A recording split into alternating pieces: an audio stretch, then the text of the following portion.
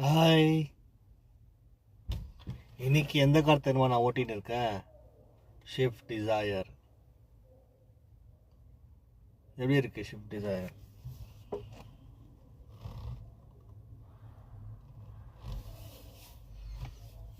எப்படியோ time pass பண்ணிருக்கிற டைமே போக மாட்டேங்குது. 12:30 தான் ஆகுது. 3:30 மணி 5 மணிக்கு வேலை முடிஞ்சிடும். வீட்டுக்கு போயிடுவேன். ரொம்ப போர் அடிக்குது. அதுக்கு தான் வீடியோ பண்ணலான்னு சொல்லிட்டு உங்களுக்கு கால் பண்ணேன்.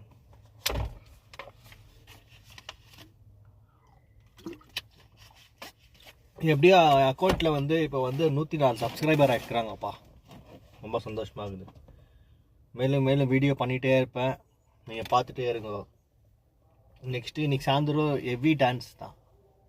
எனக்கு ஒரு நல்ல காஸ்டியூம் போட்டு நல்ல சாங் பண்ணி ஷார்ட் வீடியோவாக போடுறேன். நீங்கள் பார்த்து என்ஜாய் பண்ணுங்க. ஓகேவா? நெக்ஸ்ட்டு என்னோடய பிளான் நெக்ஸ்ட்டு மலேசியா இல்லை, என் தங்கச்சி டிசம்பரில் தான் வரும். ஸோ அதுக்கு முன்னாடி அந்த டிசம்பர் ஐட்டம் தான் நான் டேரக்டர் ஆஃபீஸில் போயிட்டு ஃபோட்டோஸ் கொடுக்கலான்னுக்கிறேன். என்னான்னு தெரிலப்பா, போர் அடிக்குது லைஃபு. என்ன பண்ணலாம்? எப்போவுமே காரில் ஓட்டுறவங்களுக்கு ஒரு டிப் சொல்கிறேன். ஒரு டிஸ்டன்ஸ் மெயின்டைன் பண்ணி ஓட்டணுனாக்கா எந்த பிரச்சனையும் இருக்காது. சும்மா ஒட்டி ஓட்டக்கூடாது. டிஸ்டன்ஸ் மெயின்டைன் பண்ணணும். டிஸ்டன்ஸ் தான்.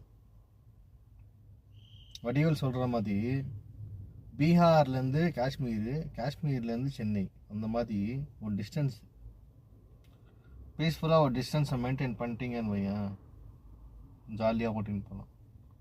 அந்த பயம், அந்த ஃபியர் தான் இருக்கக்கூடாது.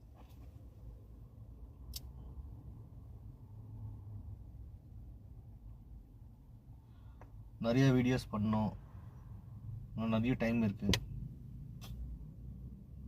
இன்றைக்கி 8 hours புக் பண்ணிக்கிறேன்ப்பா. டைமே போக மாட்டேங்குது. என்ன பண்ணுறதுன்னு தெரியல. நீங்களே சொல்லுங்கள், எந்த ஒரு ஐடியா, எப்படி எந்த வீடியோஸ் பண்ணலாம், எந்த டாபிக்ஸ் பற்றி தான் சொல்கிறோம். நான் ஒரு ஸ்டோரி படிச்சிருக்கேன், யூடியூப்பில் ஒரு வீடியோ பார்த்தேன்.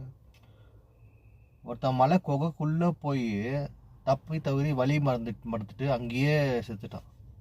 ஆனால் அவன் டைம் பாஸ் எப்படி பண்ணியிருப்பான்? ஃபஸ்ட்டு பசியது இருக்குமா, அப்படி எப்படி இருக்கோ, அவனுக்கு பசியில் எவ்வளோ துச்சிருக்குவா இல்லை, அந்த குகையில் மாட்டின்னு செத்து போயிட்டான். அதான் பெஜாராகுது. ஒன்ஸு குகைக்குள்ளே மாட்டிக்கினா இப்படி வரதுக்க முடியாது, மூச்சு விடுறதுக்க முடியாது. எவ்வளோ பயமாக இருக்கும்ல அந்த மாதிரி ஒரு டெத் ஆச்சுன்னா.